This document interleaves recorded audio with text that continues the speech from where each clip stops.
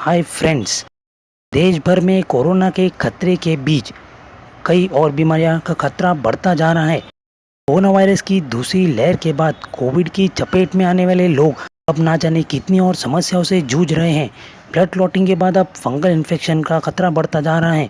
Corona होने के बाद शरीर की इम्यूनिटी कमज़ोर होने के कारण कई और बीमारियों का खतरा बढ़ जाता है। इन्हीं बीमारियों में से एक है फंगल इन्फेक्शन। सबसे पहले ब्लैक फंगस के मरीज कोरोना की दूसरी लहर के समय सामने आने लगे। इसके बाद वाइट फंगस सामने आया और फिर कुछ इलाकों में येलो फंगस सामने आने की भी खबर आने लगी।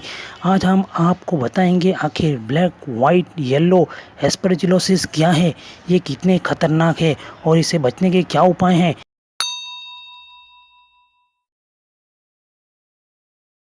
इन दिनों कोरोना के बाद फंगल इन्फेक्शन के मामले सामने आने के पीछे कमज़ोर इम्यूनिटी को डॉक्टर्स सबसे बड़ा कारण बता रहे हैं। कोरोना मरीज में स्टेरॉइड भी दिया जाता है, इससे इम्यूनिटी कमज़ोर हो जाती है। खासकर डायबिटीज़ के पेशेंट में सबसे ज़्यादा पाया जाता है। 95% ऐसे मरीज हैं जो डायबिटीज़ से पीड़ित है। साथ ही उनको कोरोना ट्रीटमेंट के दौरान स्टेरॉइड दवा दी गई थी। ब्लैक फंगस का मेडिकल नाम म्यूकरमाइकोसिस है, जो एक दुर्लभ और खतरनाक फंगल संक्रमण है। ब्लैक फंगस इन्फेक्शन वातावरण में मिट्टी जैसी जगहों में मौजूद म्यूकरमाइकोसिस नामक सूक्ष्म जीवों के चपेट में आने से होता है। वाइट फंगस का मेडिकल नाम कैंडिडियासिस है। ये भी एक खतरनाक फंगल इन्फेक्शन है जो कैंडिडा एल्बिकन्स नामक सूक्ष्म जीवों के कारण होता है। येलो फंगस ऐसा फंगल इन्फेक्शन है जो पहले इंसानों में ना के बराबर पाया गया। ये इन्फेक्शन रेंगने वाले जानवर जैसे सांप, छिपकली में पाया जाता है। ये ब्लैक और वाइट फंगल इन्फेक्शन से ज़्यादा घातक साबित हो सकता है। एस्परजिलोसिस, ये फंगल इन्फेक्शन एस्परजिलोसिस नामक सूक्ष्म जीवों के कारण होता है। ये मिट्टी में होता है और इससे खतरनाक इन्फेक्शन एस्परजिलोसिस हो सकता है।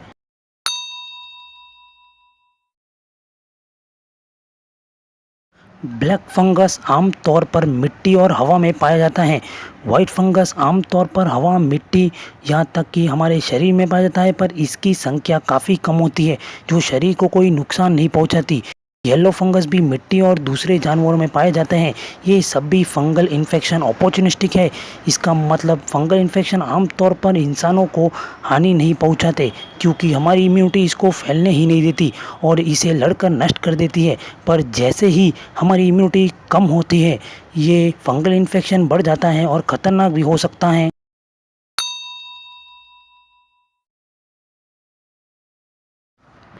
यूँ तो इम्यूनिटी कम होते ही फंगल इन्फेक्शन हमला कर देता है। ब्लैक फंगस कोरोना होने के बाद इम्यूनिटी वैसे ही कमज़ोर हो जाती है। साथ ही कोरोना में स्टेरॉइड दवा का उपयोग इस इम्यूनिटी को और भी कम कर देता है। डायबिटीज़ के मरीजों में ब्लैक फंगस का खतरा ज़्यादा रहता है। वाइट फंगस की बात करें तो ये अक्सर आईसीयू के मरीजों में पाया जाता है। यहाँ कोई मरीज बहुत दिनों से एंटीबायोटिक दवा ले रहा हो, उसमें भी वाइट फंगस पाया जाता है। येलो फंगस इंसानों में पहले ना के बराबर था, इसलिए इसके बारे में जानकारी डॉक्टर के पास भी बहुत कम है।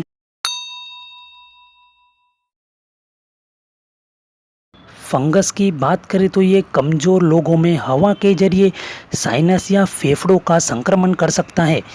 ये एक व्यक्ति से दूसरे व्यक्ति में नहीं फैलता। ये आमतौर पर गंदी चीज़ों पर पाया जाता है, जैसे मिट्टी, जानवरों का गोबर, सड़ी लकड़ी या पेड़ पौधे, सड़े फल या सब्जी में भी ये पाया जा सकता है। ये इन्फेक्शन ऑक्सीजन चढ़ाने वाली नाक या मुंह पर लगे उपकरण फंगल युक्त हो तो वहाँ से भी फैल सकता है। वाइट और येलो फंगस ह्यूमिडिटी और साफ सफाई नहीं रखने के कारण भी फैल सकता है। इसके अलावा बासी खाने की वजह से भी ये हो सकता है।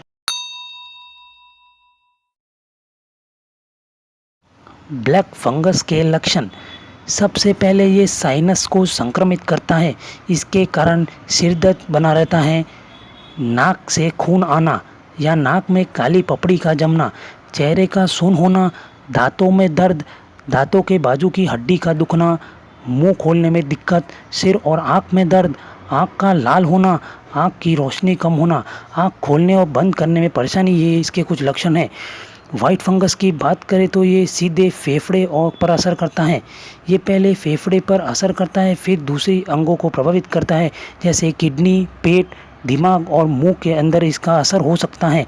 अधिक संक्रमण हो तो आंत में छेद तक हो सकते हैं। येलो फंगस की बात करें तो ये घाव को भरने नहीं देता और घाव से खून बहता रहता है। एस्परजिलोसिस के कारण सांस लेने में तकलीफ, खांसी में खून आ सकता है, सिरदर्द, आँख में इन्फेक्शन, बुखार, साइनस इन्फेक्शन, लंग इन्फेक्शन भी हो सकता है।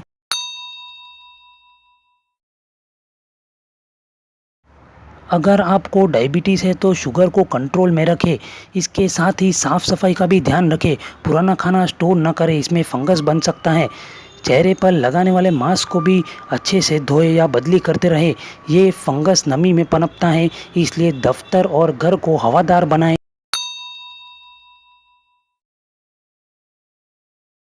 ब्लैक, वाइट, येलो फंगस का पता सामान्य तौर पर एक्सरे या फिर सीटी स्कैन के जरिए लगाया जाता है। इसके साथ ही शरीर के जिस हिस्से पर फंगस का असर दिख रहा है उसका सैंपल लेकर टेस्टिंग की जाती है। इसको बायोप्सी कहते हैं।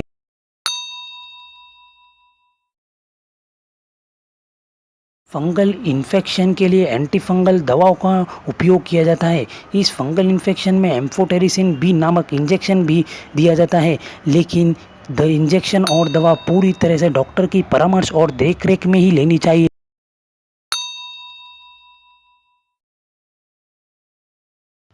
फंगल इन्फेक्शन से बचने के लिए ओरल हाइजीन बहुत ज़रूरी है, खासकर ब्लैक फंगस के लिए।